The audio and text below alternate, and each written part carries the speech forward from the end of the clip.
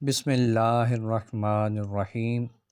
امید کرتا ہوں کہ تمام دوست احباب خیریت سے ہوں گے اور دعا کرتا ہوں کہ اللہ رب العزت ہم سب کی حفاظت فرمائے۔ دوستو، آج کی ویڈیو میں آپ کو ایسی دعا بتانے والا ہوں جس سے ظالموں کے ظلم سے نجات ملے گی۔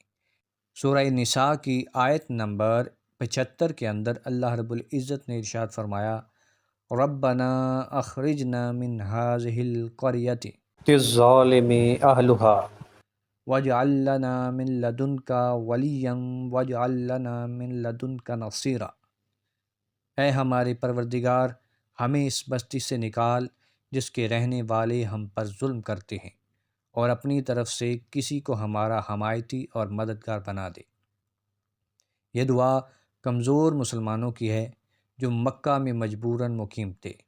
ظالموں کے ظلم سے نجات حاصل کرنے کے لیے یہ دعا مجرب ہے۔